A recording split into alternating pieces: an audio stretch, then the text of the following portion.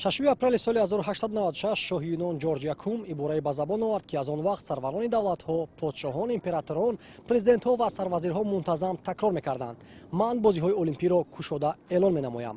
Замини тулӯи хуршед бори чаҳорум бозиҳои олимпиро мизбонӣ мекунад. Дар соли 1998 император Акихито, падари императори кунунӣ, олимпиадаро дар Нагано кушод ва соли 1964 дар Токио ва соли 1972 дар Саппоро император Хирохито бо бои Нарухито дар бораи ифтитоҳи бозиҳо ин ибораро талаффуз кард. Ҳамагӣ пас аз чанд соат бошад бозиҳои олимпии Токио 2020 дар ана ҳамин варзишгоҳ расман оғоз мегардад ва то ба охир барномаи маросими кушодашавӣ махфӣ нигоҳ дошта мешавад. Барои ҳамин на рӯзноманигорон, на мухлисон ва касе дар бораи маросими кушодашавии ин мусобиқаи бонуфуз чизе намедонад.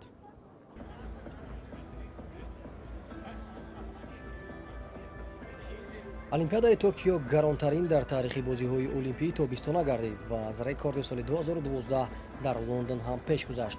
ҷопониҳо барои ин чорабинӣ беш аз $15 миллиард сарф карданд. аммо аз маросими ифтитоҳӣ возеҳ гардид, ки аз миёни $15 миллиард қисми ками маблағ ба худи маросим ҷудо гардидааст.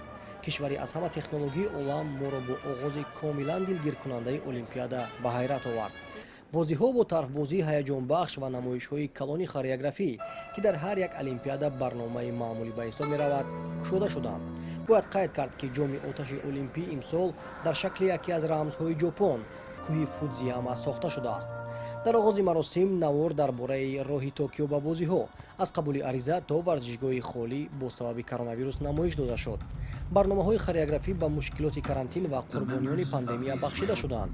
ҳатто ҳалқаҳои олимпӣ маънои махсус доштанд.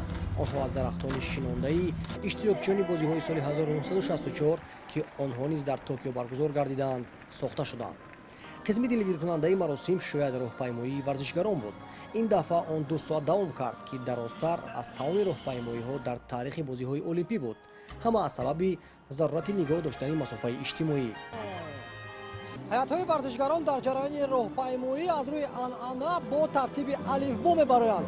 аммо ин дафъа на бо тартиби алифбои англисӣ, балки бо катакана, қисми системаи алифбо ва ҳарфҳои ҷопонӣ ба майдон баромаданд. ва бояд қайд кард, ки дар ҷараёни маросими ифтитоҳии мусобиқаи бозиҳои олимпии Токио 2020 набудани мухлисон дар варзишгоҳ умуман эҳсос намешавад, зеро ки садои сунъии мухлисон аз бозиҳои пештараи олимпӣ истифода мешавад.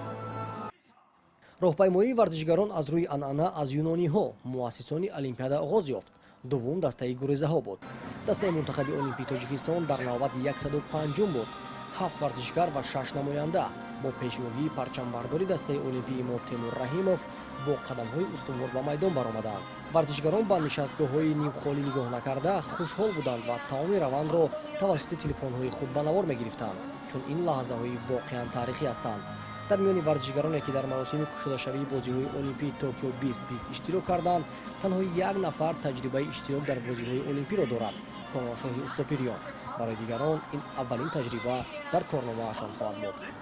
баъдан ҳамаи варзишгарони олимпӣ савганд ёд карданд, қоидаҳои бозиҳоро одилона риоя карданд, бидуни допинг ва фиреб маҳорати худро нишон доданд. ҳамон лаҳза тақрибан 2000 ҳавопаймои бесарнишин ба осмон парвоз карда нишони бозиҳои олимпиро сохтанд. шояд ин аз ҳама ҷолибтарин намоиши ҷопониҳо дар ин чорабинӣ буд, аммо ин ҳам чизи нав нест, зеро намоиши дронҳо бори аввал 3 сол пеш дар бозиҳои олимпии зимистонаи Кореяи Ҷанубӣ намоиш дода шуд. сипас суханро роҳбари кумитаи тадорукоти бозиҳо Сейко Ҳашимото, роҳбари кумитаи байнулмилалии олимпӣ Томас Бах, императори ҷопон Нарухито гирифтанд ва олимпиадаро кушода эълон карданд. ин лаҳзаро 5 сол боз варзишгарон ва мухлисон интизор буданд. дер нагузашта асари машҳури Морис Равел «Балеро» дар майдон садо дод ва фурсате расид, ки оташи олимпӣ дар ҷоми асосии бозиҳо фурӯзон карда шавад. номи машъалбардоронро то охир пинҳон нигоҳ медоштанд, аммо дар охири маросими ифтитоҳ макри асосӣ ошкор гардид. вазифаи фахрӣ ба бойтарин варзишгарбонуи ҷаҳон, теннисбоз Наоми Осака супорида шуд. ҷараёни баргузории маросими ифтитоҳии бозиҳои олимпии Токио 2020 як ҳолати ногувор рух дод. Шумораи зиёди одамон варзишгоҳро иҳота карда айни замон эътироз карда истоданд, ки онҳо зидди баргузории бозиҳои олимпӣ дар шаҳри Токио ҳастанд. Онҳо мегӯянд, ки мо аз ибтидо зидди бозиҳои олимпӣ будем ва то ба охир мубориза хоҳем бурд, ки ин мусобиқа дар шаҳри мо баргузор нагардад. Албатта инам аз ҳисоби он аст, ки дар шаҳри Токио ва умуман дар кишвари ҷопон бемории коронавирус аз ҳад зиёд шиддат гирифтааст ва рӯз то рӯз шумораи фавотидагон дар ин кишвар бештар мегардад. Аммо ба инам нигоҳ накарда, ба ақидаи худи ин эътирозгарон, кумитаи тадорукот бозиҳои олимпиро ба таваққуф нагузошт ва ин мусобиқаро дар ҳолати начандон мувофиқ ва мусоид барои аҳолӣ баргузор карда истодааст.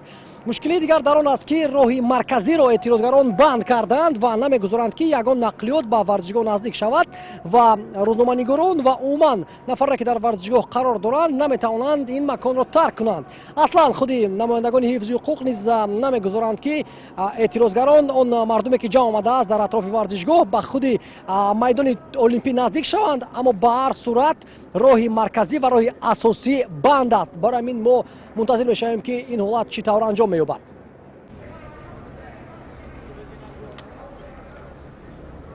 барои баровардани рӯзноманигорон ва наворбардорон аз майдон роҳи захиравии назди варзишгоҳ истифода шуд. Он ҷо низ мардуми эътирозкунанда кам набуд, аммо онҳо роҳро маҳкам накарда буданд. дар ҳамин вақт наоми дар ҷоме гулҳан афрӯхт, ки шабеҳи гул буд. оташ аланга гирифт ва олимпиада расман оғоз ёфт. як сол пас аз нақша, аммо ҳоло ин чиз он қадар муҳим нест. меҳровари кишвар Саид Нуриддин Амиршоев аз шаҳри Токиои Ҷопон, махсус барои барномаи иттилооти хабар.